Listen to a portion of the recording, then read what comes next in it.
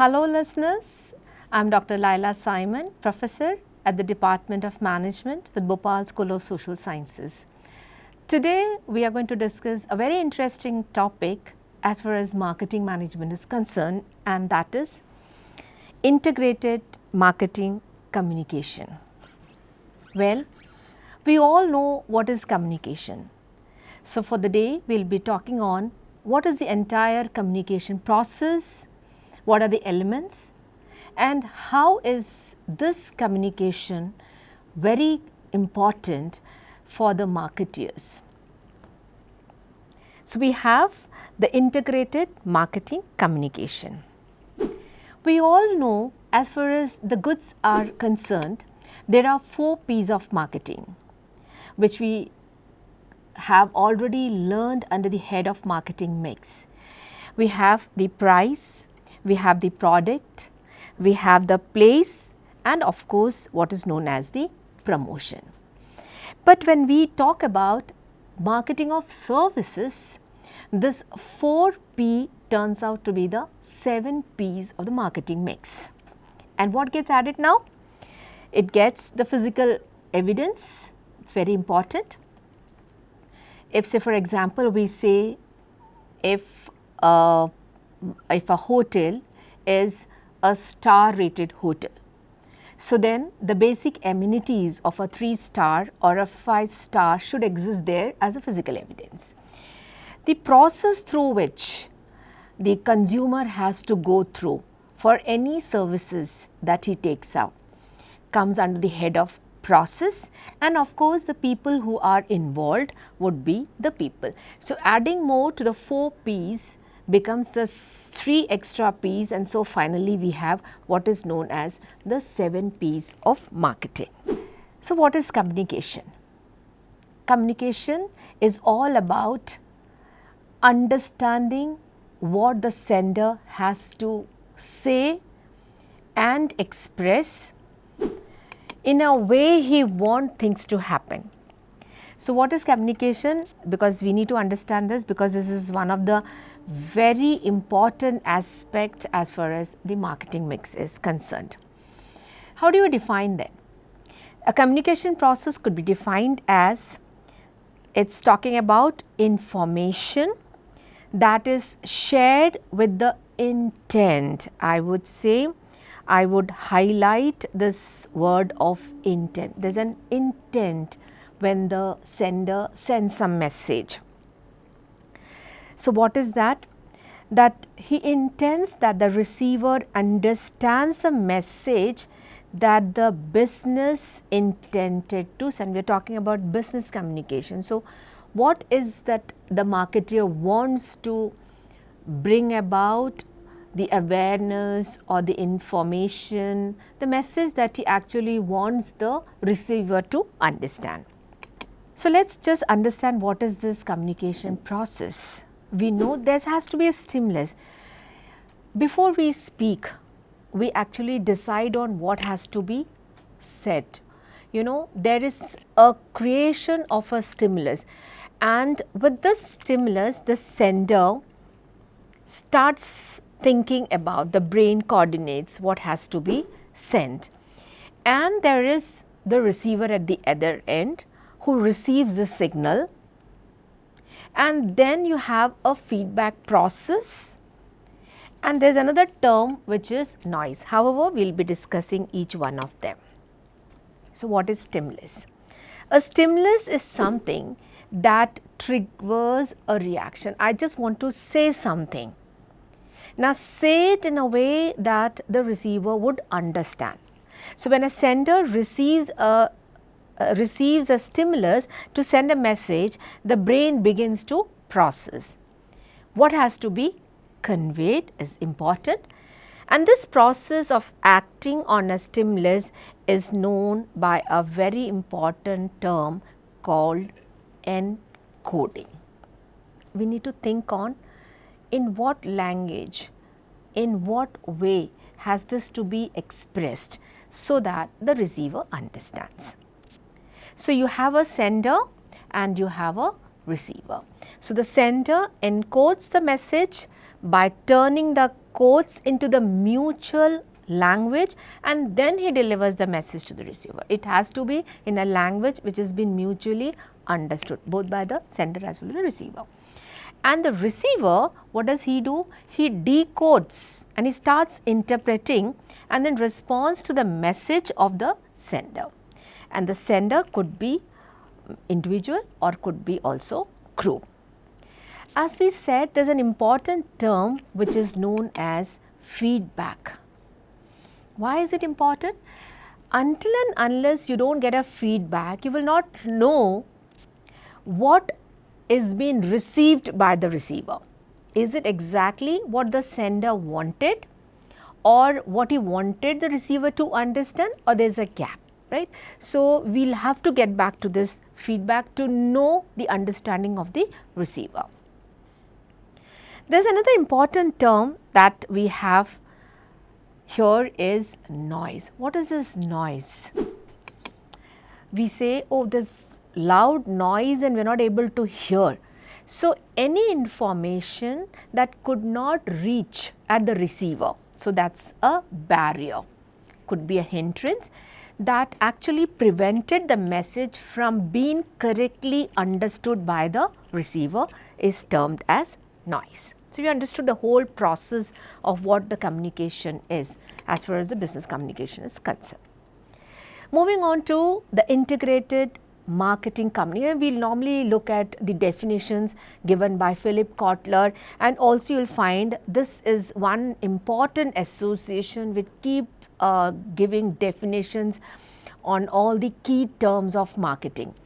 So, the American Marketing Association defines integrated marketing communication.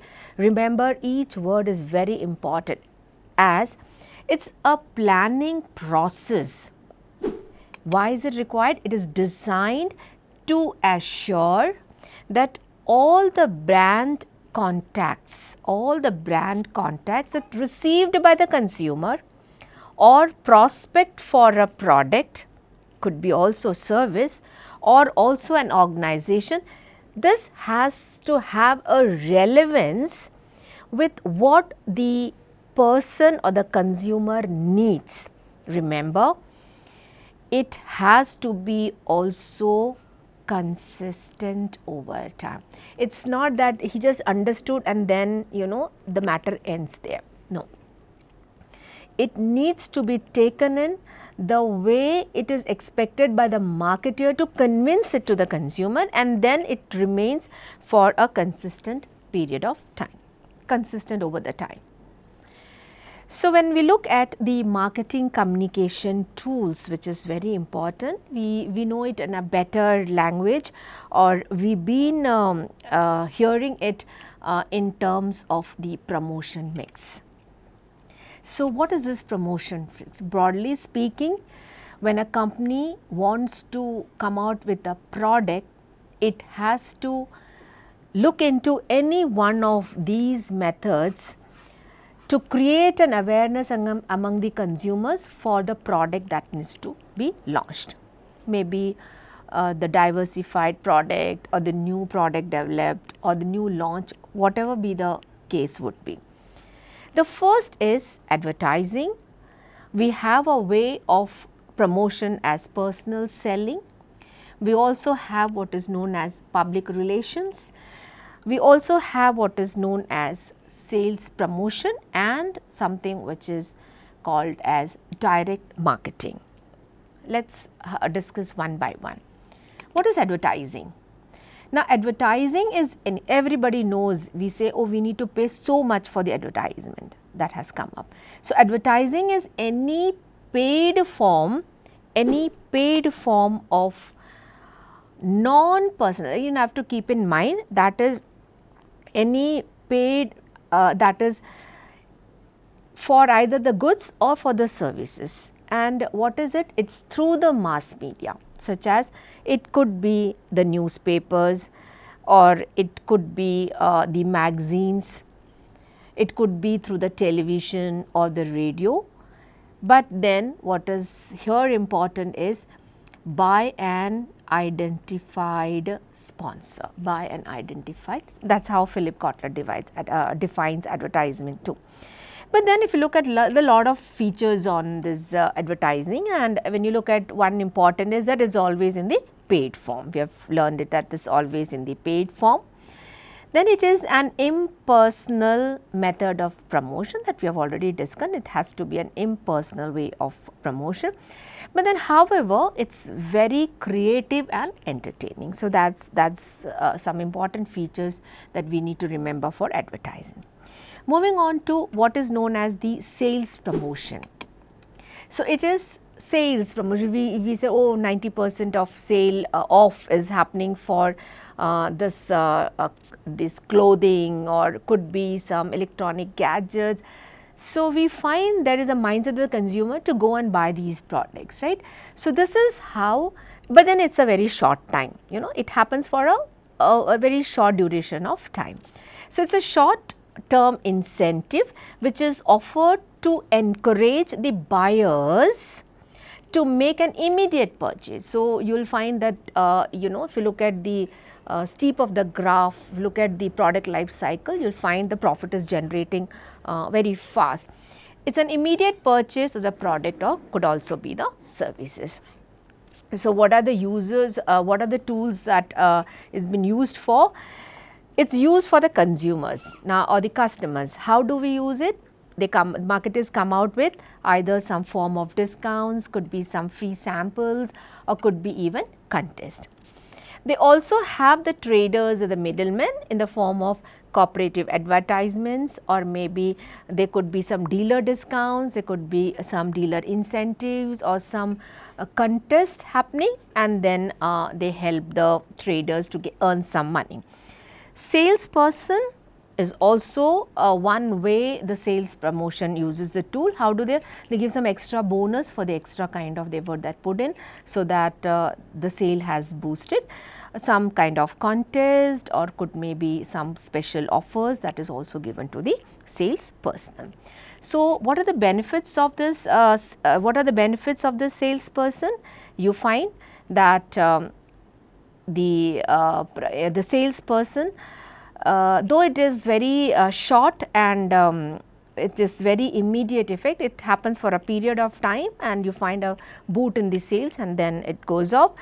It actually also helps in the clearance of the stock, right? It is helping in the clearance of the stock. It induces the consumers and the distribution cells, so they all get activated and more and more people would be involved in the buying pattern, right? It also helps to win over the competitors. So that is a few of the benefits that we get for sales promotion.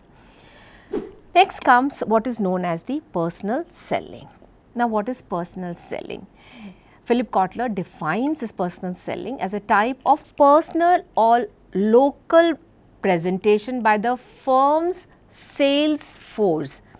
And what is the motive? For the motive of making the sales, but then what is important is customer relationship. So, this is a very common term these days, consumer relationship, customer relationship management, or we have customer relationship managers. So, keeping in the mind of the consumer, keeping the the need of the consumers and what can be done to satisfy the consumers. That's what is being taken care while we do this personal selling. So, how is the personal selling useful?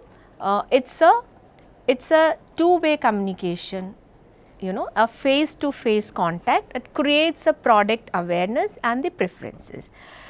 That's what the consumers want. As I said, they need to create a personal rapport, and the consumers always want that the marketer should understand what is the need of the consumers. So, and that will always help in increasing the sales. Moving on to what is public relations. Public relation is an art and social science of analyzing the trends. We said, oh, this is the trend of the market. So, how do we come to know about the trend? We need to talk to the consumers. Then when they come to know what is the mindset of the consumer, most of the time we will not be able to understand what is their need, what is their demand. So, when we analyze a trend and predict their consequences, and also counseling the organizational leaders and implementing planned programs of action which will serve both, could be the organization or the public interest. That is how the public association relations explain public relations as.